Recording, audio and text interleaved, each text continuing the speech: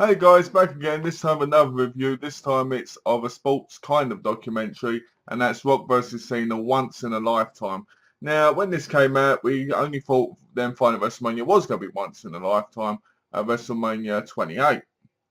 Thus, we ended up at WrestleMania 29, and there was another wrestling match between them at UFC 29. So the story's simple. It starts off with Rock and Cena, and they talk about things like their childhood and their passion. For instance, The Rock grew up and he idolised people like Andre the Giant, Hulk Hogan, and so forth from meeting them, from being with his dad, Rocky Maivia. He grew up and was inspired by all this to become a wrestler. And in his life, he's never really failed at anything. He was a quarterback. He was a wrestler. Now he's a big star in Hollywood. Through the documentary, it shows him going around to like the Jimmy Fallon show and stuff like that, and talking about his new movies and talking about what motivates him to be the best he is.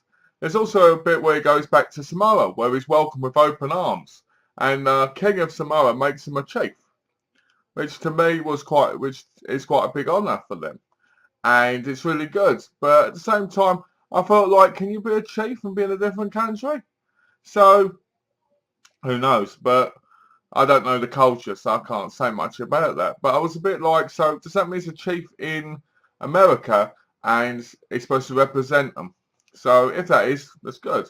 It shows him going on about how he likes signing things and how the fans make him who he is.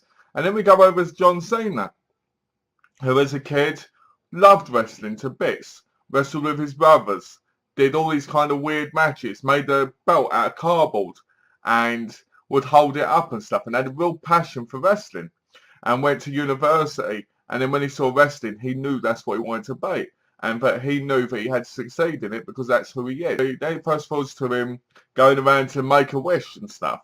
And it's amazing to see how much he goes to Make-A-Wish, because you don't see The Rock in this going to anything like that. And I don't know if they did that on purpose, but it was nice because John Cena goes to all these kids and he hugs them, he talks to them, he takes the time to spend with them, even when he's got other things to do. Like, if he sees a disabled kid outside, he will leave everything and go down to see that little child because they're special. And I think that's a really wonderful, beautiful thing to do. But even though you're really busy and even though you have so much going on, including your own life as well as your work life, you can take the time out to spend with some kids. So I think that's lovely. What it does is it compares them both, basically. For instance, like Cena, hard-working, he's all wrestling, been in a couple of movies, but wrestling's his main passion. Rock, Dwayne Johnson, has been a wrestler. He still is a wrestler to a degree, but he returns when he feels like it, when the time's right. But he's a big movie star now. And in the documentary, he goes on about how he wants to win an Oscar. And I'm like, he needs to be in a lot better films to win an Oscar, if you ask me. Not that I'm dissing him, but his films are not really Oscar winning, are they? You also find out that The Rock's family, his dad ended up on the Independents. And when him and his mum went home, the door was locked. And this motivated him to be a success. This motivated him to make sure this never happened to his family again, especially his mum, because he loves his mum more than anything from what I got from it. We also see a lot of home movies of them as kids, as The Rock and Cena. And I have to be honest, it's kind of funny to say. What The Rock always says, though, through this, is if you want to achieve something, you can do anything you want if you just do it. So what he's saying is, if you want to become a wrestler, you've got to push yourself to be the best you can so you can reach it. And that's a very true sentiment. So overall, I found this 51-minute documentary to be a bit premature, if you ask me, considering they had another match the next year. But I think that's why they did it, really, because they wanted to get all that money. They should have done twice in a lifetime, because you got all these people on the documentaries all going, oh, this is one of those matches which would only ever happen once.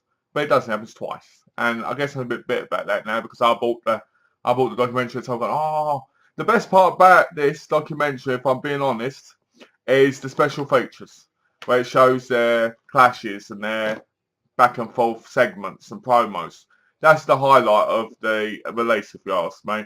Because the documentary, as good as the documentary is, it doesn't offer anything you really don't know already. If you've already watched the John Cena documentary, you've watched the Rock documentary, it's all there, basically, in there, and you've already seen it all. So yeah, I'll give it a 3 out of 5 because it's still okay, even though I was known everything that happened in it. But I think we're just supposed to get as a lead up to the match. And it works in that fashion. And if you watch the special features for the promos and segments, it definitely will lead you up to that match and have you wanting to see that match. So, as always, guys, I love The Rock, but I like Cena more, not because of anything personal, but because he does the Make-A-Wish thing. And I think that's special, and I'd like to see more people do that. Anyway, so thanks for watching, guys. Take care. If you haven't already, subscribe. And thanks for watching, and take care.